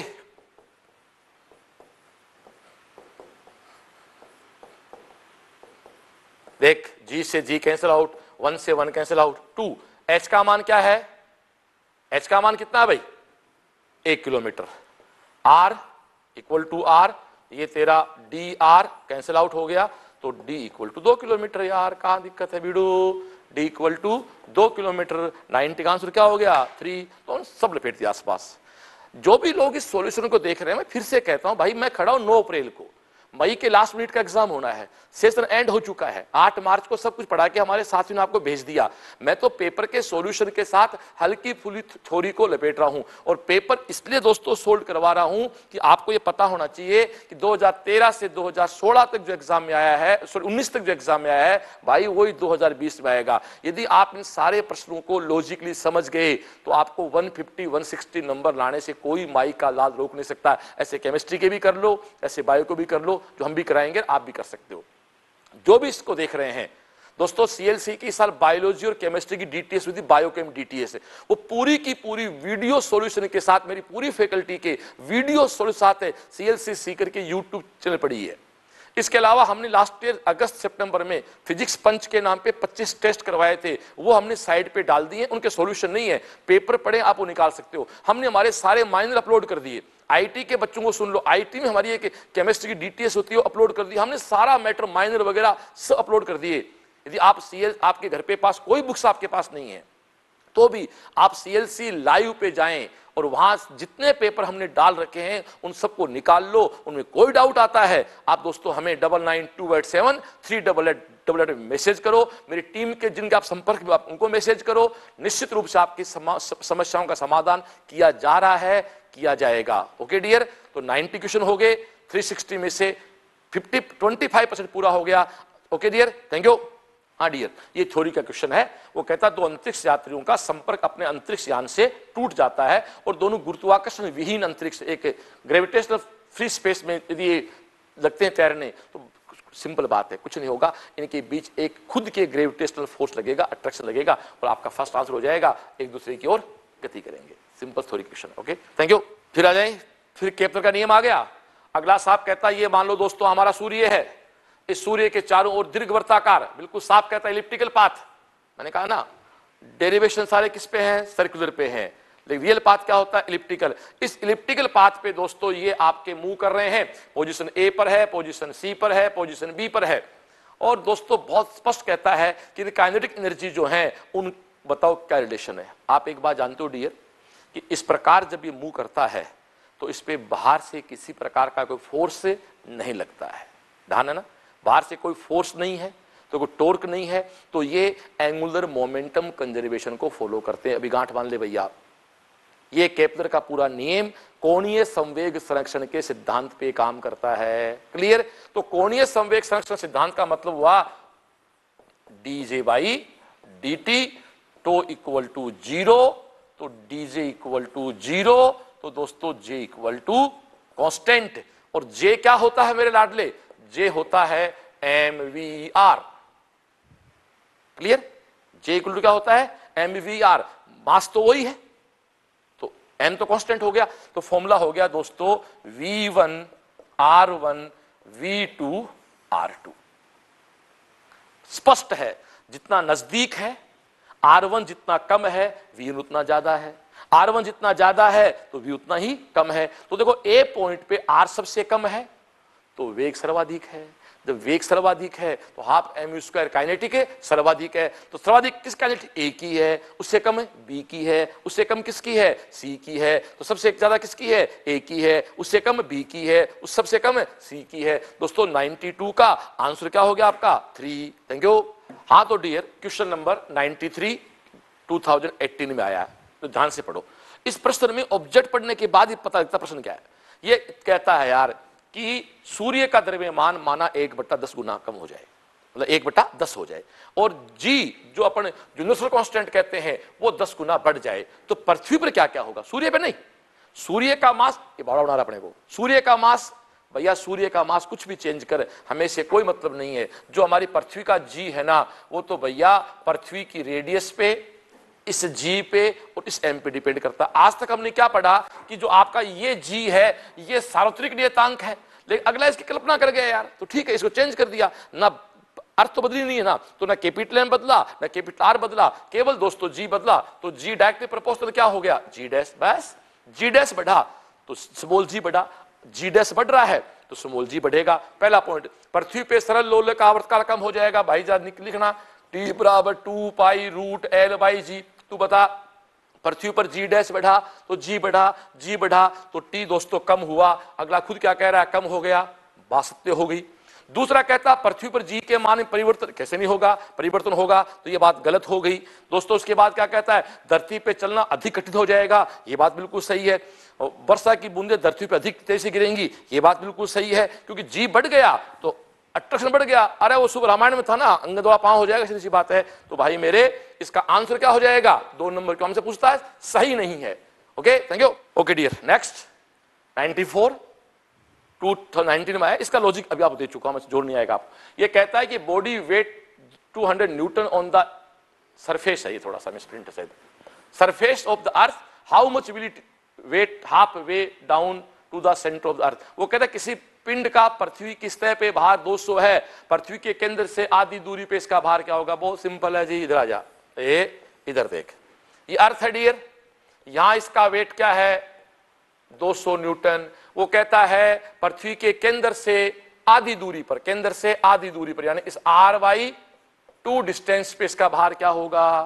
कोई प्रॉब्लम नहीं भाई, आप जानते हो F इक्वल टू क्या होता है mg, तो m तो क्या है मास, F क्या है भार, इसके डैश लगाओ इसके डैश लगाओ, तो F double dash F mg double dash. Okay dear, तो आप जानते हो इस पॉइंट पे कौन है, F डबल डैश है। अरे भूल गया क्या, F double dash equal to क्या है, चलो तो इसको भूल गए याद कर ले, G डैश इक्वल टू अंदर क्या होता है 1 minus h by, note h by, तेरी भाषा में बात कर लूं, 1 माइनस d बाई आर। अगला साहब कहता है कि पृथ्वी के केंद्र से आधी दूरी पे, आधी मतलब d का मान क्या है, d का मान क्या, बोल बोल, d का मान क्या है आधा, आधा मतलब r/2, तो r/2 क्या हो गया 1/2। तो दोस्तों g डैश का मान क्या आ गया g/2, तो g आधा हो गया तो भार भी आधा हो गया। वैसे सीधी सी बात है, कितना हो गया 100 न्यूटन। देखो डियर, ये हमारा टॉपिक स्टार्ट हो गया प्रत्यास्थता का, इलास्टिसिटी का। ठीक है, इसका पहला क्वेश्चन देखो। अगला कहता है कि मेरे पास 4 वायर हैं जिनका मटेरियल क्या है, एक है, और अब वो कहता है इनमें टेंशन भी क्या है, एक है। तो सबसे ज्यादा एक्सपेंशन किसमें होगा, ये एक बहुत अच्छी प्रॉब्लम है। तो पेज खाली करें, मैं आपको इस पे लेके आता हूं दोस्तों। बड़ा सीधा सा है, आपका जो कोफिशिएंट होता है प्रत्यास्थता का, मॉड्यूलस बोल दो, कुछ ही बोल दो, जो कांस्टेंट है वो दोस्तों रियल में एक्चुअल में क्या होता है, स्ट्रेस अपॉन स्ट्रेन। ओके, ये मास्टर फॉर्मूला इसका, ये आपका होता है F/A delta L/L। Delta L expansion, L initial length, F force, A उसका एरिया। ओके डियर, अब इसको अपन आगे बढ़ाएं थोड़ा सा, तो ये क्या बनेगा F/डेल्टा L, और दोस्तों A आपका नीचे आएगा, कैपिटल ऊपर जाएगा। अब आपका प्रश्न क्या कहता है, मटेरियल सेम है तो ये सेम है, सेम टेंशन है तो ये सेम है। तो तेरे सामने सामने एक फॉर्मूला बन गया भाई, L directly proportional delta L multiply A। तो डेल्टा L डायरेक्टली प्रोपोर्शनल क्या हो गया डियर, L/A। आप क्वेश्चन में आ जाए डियर। तो क्या कहता आपका क्वेश्चन, मैंने जो आपको करके दिखाया वो ये है, delta L directly proportional L/A। और इसको तू चाहे तो ऐसे भी कर सकता है, डेल्टा L, A क्या होता है πr²। तो दोस्तों ये अब आपको भैया ढूंढना होगा इसके अंदर कि कौन सा ऑब्जेक्ट है। तो L, डेल्टा L सबसे अधिक, तो L तो अधिकतम हो और R दोस्तों न्यूनतम हो। तो इसका आंसर अपने आप क्या बन जाएगा हमारा थर्ड, कि दोस्तों 0.5 मिलीमीटर है, वो 5 मिलीमीटर है तो उसको स्क्वायर के ऊपर आ जाएगा तो वो बढ़ जाएगा। तो ये आपके सामने आंसर आ गया दोस्तों थर्ड। Okay, thank you. हाँ दोस्तों, क्वेश्चन नेक्स्ट 97 AIPMT 2014, बीच में आप पता है वापस AIPMT आ गई थी। हाँ डियर, ये कहता copper of fixed volume V is drawn into wire of length L when these wire is subjected to a constant force F. The extension produced in the wire is delta L. Which of the following graphs is a straight line? ध्यान, ये बहुत अच्छा प्रश्न है। वो कहता नियत आयतन V का तांबा, ये कोई तांबा है, तांबे का वायर है जिसका दोस्तों V क्या है, कांस्टेंट है। अब L लंबाई का इससे तार बना दिया, माना इस तार की लंबाई क्या है डियर, L है। अब कहता इस पे हमने एक फोर्स लगा दिया, ये ले, इस पे आप नीचे की तरफ एक फोर्स लगा दो। ठीक है, फोर्स लगा के इसकी लंबाई में हमने थोड़ा सा इसका कलर चेंज कर ले, इसकी लंबाई में हमने एक डेल्टा L का एक्सपेंशन दे दिया। तो बताओ कौन सा ग्राफ सरलरेखीय होगा। बड़ा अच्छा क्वेश्चन हो गया, जो मैंने अभी पढ़ाया वो सेम चीज है। इसकी लंबाई L है डियर, V कांस्टेंट कर दिया अगले ने। ध्यान देना दोस्तों, इस प्रकार की प्रॉब्लम जब भी आती हैं तो D इक्वल टू हमेशा होता है M/V। थोड़ा सा चाहूंगा मैं, पदार्थ वही है इसलिए D कांस्टेंट है, पदार्थ वही है उतना ही तो M कांस्टेंट है, तो V भी अपने आप क्या हो गया कांस्टेंट। तो यहां V कांस्टेंट का फॉर्मूला काम आता है, V equal to constant. But किसी वायर का V क्या होता है, A गुणा L। हेलो हेलो हेलो भाई, जो चिंगम है, आप चिंगम को खींचते जाओ तो लंबी होती जाएगी और पतली होती जाएगी, बट ना तो चिंगम का पदार्थ बदला ना चिंगम का मास बदला, सेम है ना। तो सेम बात है, इस वायर को जैसे खींचता जाऊंगा पतला होता जाएगा लंबा होता जाएगा, नहीं A घटता जाएगा L बढ़ता जाएगा। तो पहले क्या है A1 L1, फिर क्या हो गया A2 L2। तो इसका एक अच्छा कॉन्सेप्ट है A1 L1 equal to A2 L2, ये कॉन्सेप्ट दोस्तों इसमें ये काम लेगा। ठीक है डियर, तो AL इक्वल टू कांस्टेंट। अब अपने को कहता साहब कौन सा ग्राफ सरलरेखीय है, तो आ जाओ अपना जो फॉर्मूला पढ़ाया थोड़ी देर पहले कि आपने खुद कहा gamma equal to F/A delta L। लेकिन ग्राफ तो किसके बीच है, डेल्टा L और स्मॉल l के बीच है। तो भैया बाकी सारी दुकान यहां से हटाओ। अगला साहब कहता है F कांस्टेंट, ये सब कांस्टेंट। ओके डियर, तो फॉर्मूला क्या बना, A dl directly proportional L। बोल हाँ या ना। अब इसके पीछे 1 लगा, इसके पीछे 1 लगा, इसके पीछे 1 लगा। अब A क्या है हमें आइडिया नहीं है दोनों चीजों के बारे में, तो अपन ऐसा करेंगे, इसको दोस्तों कन्वर्ट कर लेंगे वॉल्यूम वाले कॉन्सेप्ट में। वो क्या था, A1 L1 equal to constant. Clear. तो मैं ऐसा करता हूं, एक बात ध्यान सुनो कि ये A1 delta L1 directly proportional L1 कर दूं। ऐसा मैं एक काम करूं, L1 से यहां गुणा कर दूं और L1 से यहां गुणा कर दूं, कोई फर्क नहीं। तो A1 L1 क्या है, कांस्टेंट है, गायब हो जाएगा ना बस। तो ये क्या बचा, delta small l directly proportional क्या आ गया, एल स्क्वायर। तो डेल्टा एल और एल स्क्वायर एक दूसरे के डायरेक्टली प्रोपोर्शनल हैं। इसका मतलब है डेल्टा एल और एल स्क्वायर के बीच का कर्व स्ट्रेट लाइन है। तो डेल्टा एल और एल स्क्वायर के बीच का कर्व स्ट्रेट लाइन है। 97 का दोस्तों आंसर 2 होना चाहिए और बिल्कुल 2 आंसर हो गए। Thank you. हाँ तो डियर क्वेश्चन 98 फिर से सरफेस टेंशन पे क्वेश्चन है, 15 में आया हुआ है। ये वॉल्यूमेट्रिक इलास्टिसिटी पे, आयतनात्मक प्रत्यास्थता पे है। देखो सुनो, कोई महासागर की गहराई इतनी है, संपीड़ितता आप जानते हो ना, संपीड़ितता क्या होती है, सी, जो हमेशा बीटा की इनवर्स होती है, और उसका डेंसिटी इतनी है। और महासागर की तली पे जल का संपीड़न अंश क्या है, मतलब एक कहते हैं ना वो फ्रैक्शनल कंप्रेशन बताना है इसका दोस्तों, वॉल्यूम का एक पार्ट निकालना है। ठीक है डियर, आजा जी। तो अपन जानते हैं जब भी बीटा की बात आती है तो दोस्तों फॉर्मूला होता है delta p upon delta we by we. ठीक है डियर, थोड़ा सा इसको मॉडिफाई कर लूं तो ये तेरे सामने delta P multiply V by क्या हो गया भैया, डेल्टा वी। ठीक है डियर, बीटा नहीं दिया हुआ है, कोई बात नहीं, अपन जानते हैं बीटा क्या होता है भाई, 1/c। तो जहां बीटा है वहां अपन 1/c कर देंगे, कर दूं जी। तो बीटा की जगह 1/c, ये तेरा क्या है डेल्टा पी, और ये v अपॉन डेल्टा वी। अगला साफ कहता है भैया तुझे निकालना ही क्या है, तुझे निकालना है दोस्त डेल्टा वी बाई वी। ये तो निकालना नहीं रहा, फ्रैक्शनल निकालना है रहा संपीड़न से। तो डेल्टा वी बाई वी, तो डेल्टा वी बाई वी क्या हो जाएगा भाई, delta P multiply C. Clear. और डेल्टा पी क्या होता है, प्रेशर। प्रेशर क्या होता है, हेलो प्रेशर भूल गए क्या, pressure equal to H D G. H D G, H का मतलब हाइट, डी का मतलब रो, जी मल्टीप्लाई सी, लो डियर। तो ये आपका delta V upon V equal to है H rho G C. H 2700 दे रखा है, रो दे रखा है, जी दे रखा है, सी दे रखा है। तू कहे तो लाइन सबको मैं गुणा भाग कर दूं, तुझे लगा यार पता नहीं ये मुश्किल होगा कि नहीं होगा। तो h का मान 2700, तो 2700 लिख दे। रो का मान कितना भैया, 10 टू पावर 3, और g कितना 10, और c कितना है रे वो देखना 45.4 मल्टीप्लाई 10 टू पावर -11। ठीक है डियर। अब इन सब की वैल्यूज अपन पुट करें तो थोड़ा सा निकालो, 11 है ना डियर, ये 11 है। तो अब इनको अपन आगे बढ़ाएं तो आप देखो, 2 तो ये 2, 2 3 5, 5 1 6, तो कितना बचा 27 मल्टीप्लाई 45.4 गुणा, तो कितना था 3 2 5 1 6, तो कितना बचा 10 की पावर -5। ठीक है डियर।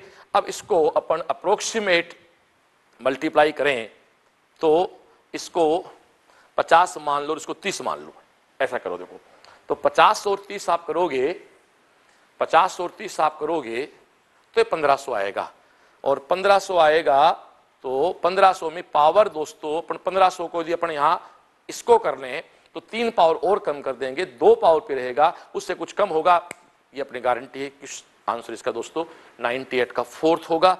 98 का 4th आंसर है। ठीक है डियर।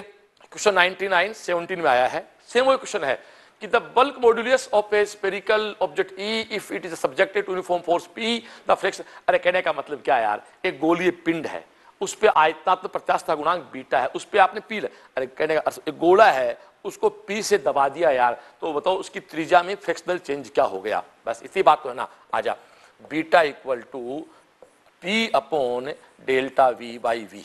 ठीक है। अब अपने को फ्रैक्शनल चेंज रेडियस से पूछा है तो आप रेडियस की बात कर लो, आ जाओ। v इक्वल टू क्या होता है 4π3πr क्यूब। क्लियर। तो दोस्तों आप इसको डेल्टा v अपॉन वी के रूप में करना चाहोगे तो ये आपका क्या बन जाएगा 3 डेल्टा r बाई आर बन जाएगा। सीधी सी बात है यार, क्योंकि वॉल्यूम में r कितनी बार आता है, 3 बार आता है, तो 3 जगह चेंज होना है। तो डेल्टा v बाई वी है 3 डेल्टा r बाई आर, बस। तो ये delta v upon V equal to P by beta, but मुझे डेल्टा वी बाई वी नहीं चाहिए, मुझे तो वो चाहिए। तो कोई बात नहीं, जहां डेल्टा वी बाई वी लिखा हुआ है वहां मैं क्या लिख दूं, 3 delta R by R P, beta भी एक ही बात है दोस्तों, लिखने में थोड़ी सी इसमें आपको समझना पड़ेगा थोड़ा बहुत। तो P इक्वल टू 3B। तो डियर ये आपके सामने आंसर आ गया, P by 3B। Okay, thank you. हाँ डियर, क्वेश्चन 100 2018 में आया है। आओ पढ़ते हैं भाई। दो तार समान पदार्थ के बने हैं, दो समान पदार्थ के तार हैं, इसका मतलब दोनों का मेटेरियल एक जैसा है, कोफिशिएंट सेम हो गया, वॉल्यूम सेम, तो दोस्तों दोनों के वॉल्यूम सेम हो गए।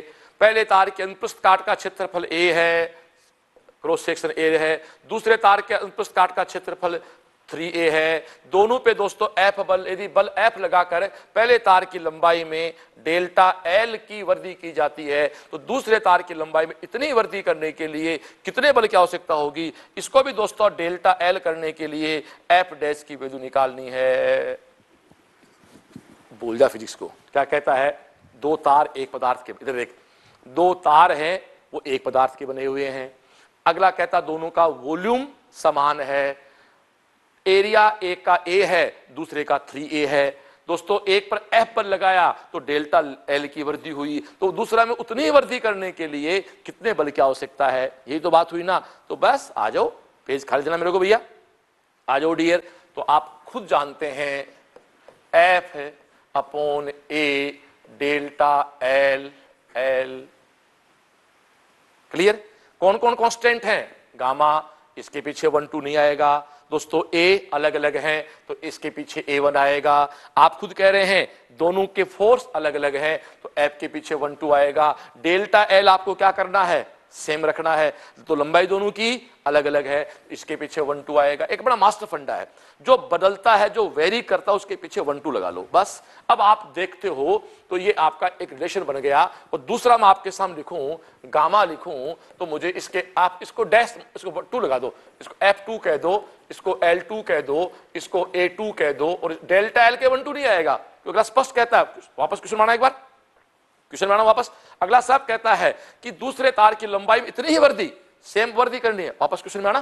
तो दोस्तों ये आपके सामने हो गया। तो ये इसका लेफ्ट पार्ट, ये इसका लेफ्ट पार्ट, तो दोनों के लेफ्ट पार्ट इक्वल है तो राइट पार्ट इक्वल कर दो, कर दूं, आजा। तो F1 L1 upon A1, F2 L2 A2, ठीक है डियर। माना पहले का F है, ठीक है डियर।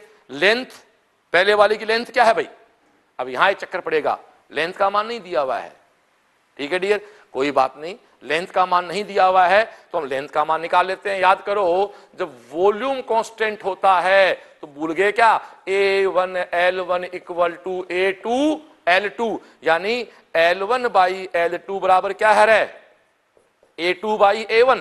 ध्यान दे क्लास, L1 बाई L2 क्या हो, A2 बाई A1। A2 क्या है डियर, 3A। तो दोस्तों ये क्या आ गया, 3/1। तो जहां L1 है वहां आप क्या कर सकती है, L1 क्या हो गया, L1 इक्वल टू क्या हो गया, 3L2। जहां L1 है, L1 इक्वल टू क्या हो गया डियर, 3L2। यानी जहां L2 लिखा हुआ है वहां मैं L1 बाई 3 पुट कर दूं, कोई दिक्कत नहीं। तो L1 को मैं क्या पुट कर दूं, L1। एरिया क्या पुट करूंगा, A। फोर्स वही सेम है। ओ डियर तेरे सामने सामने F डैश, फोर्स तो F डैश निकालना ना अपने को। और L2 क्या हो गया, L1 बाई 3 मल्टीप्लाई A2 क्या है डियर, 3। देख L1 से L1 काट दे, ठीक है ना, A यहां भी था, A तो रहेगा, A से A कैंसिल आउट कर दे। ये तेरे सामने सामने देख डियर, F डैश का मान क्या आ गया, 9F आ गया, N डैश इक्वल टू क्या आ गया, 9F आ गया। Okay thank you. हाँ तो डियर क्वेश्चन नंबर 101 19 में आया। देखो क्या कहता है, M एक द्रव्यमान M के किसी गुटके को L लंबाई के किसी तार से लंबित किया गया, तो तार की लंबाई L plus L small m बढ़ गई। तो नो डाउट दोस्तों, एक देखो ऐसे सुनो, ये कोई एक वायर मान लो और इसके नीचे कोई मास है M, इसकी लेंथ है L। कॉमन सेंस की बात है, इस पे नीचे की ओर क्या बल लगेगा, mg। तो जैसे इस पे कोई बल लगेगा तो निश्चित बात है इसकी लेंथ बढ़ गई। कितनी बढ़ गई, अगला खुद कह रहा भैया स्मॉल l बढ़ गई। तो स्मॉल l बढ़ी तो कार्य हुआ ना, वर्क हुआ। वर्क कहां चला गया, एनर्जी में। कौन सी में, काइनेटिक ना, मोमेंट ही नहीं है, किसमें, पोटेंशियल में। बस तो किया गया वर्क स्टोर्ड हो गया एनर्जी में। वही पूछा अगले ने, प्रत्यास्थ ऊर्जा दोस्तों u का मान क्या होता है हम सब जानते हैं 1/2 के x स्क्वायर, x यहाँ l है तो दोस्तों ये l square. f equal to क्या होता है k डॉट x, तो k डॉट स्मॉल l, तो k इक्वल टू क्या हो जाएगा f अपॉन स्मॉल l। तो दोस्तों u equal to half f upon small l का स्क्वायर। f किसके बराबर है, कौन सा फोर्स काम आ रहा है भाई, mg। तो ये ले dear u equal to half M G small L square, small L cancel out, तो दोस्तों ये M G small L by 2 और ये आपका आंसर कौन सा आ गया, सेकंड। Okay thank you. इसी के साथ 50 क्वेश्चन भी कंप्लीट हो गए। हाँ तो दोस्तों ये क्वेश्चन नंबर 101। हाँ तो अब इसके साथ आज की क्लास को बंद करते हैं। वैसे मैंने जब स्टार्ट किया तो कहा था कि आज आपको ग्रेविटी के साथ एसएचएम को लेंगे, लेकिन एसएचएम को लेने की बजाय हम लोगों ने उसके बाद टॉपिक ले लिया प्रत्यास्थता वाला, और 101 नंबर क्वेश्चन तक ग्रेविटेशनल और प्रत्यास्थता तक पूरा हो गया। अब कल लेंगे एसएचएम। तो आज 9 अप्रैल है, आज हमने गुरुत्वाकर्षण और प्रश्नाओं को लिया है, टोटल 360 क्वेश्चन है, 101 तक पहुंच गए हैं। कल दोस्तों हम लोग हमारा एसएचएम, हमारा सरफेस टेंशन और हमारा फ्लूइड लेंगे, उसके बाद परसों हम लोग हमारी पूरी हिट पे आएंगे। ओके डियर, बने रहे साथ सीएलसी के, सीएलसी सीकर यूट्यूब चैनल पे आए, फेसबुक पे आए, साथ बने रहें। शाम को 6:30 बजे हम लोग लाइव बात करते ही करते हैं, और डेली शाम को 5 बजे कोई ना कोई क्वेश्चन का एक पूरी फाइल अपलोड की जाएगी। तो आज जो अपलोड की गई है वो गुरुत्वाकर्षण और सरफेस टेंशन की है, और 101 क्वेश्चन आउट ऑफ 360 आपको सॉल्यूशन दिया जा चुका है। आपके सुझाव का, आपके विचार का स्वागत है, इंतजार है। Thank you. आपके अपनी सीएलसी, जय सीएलसी।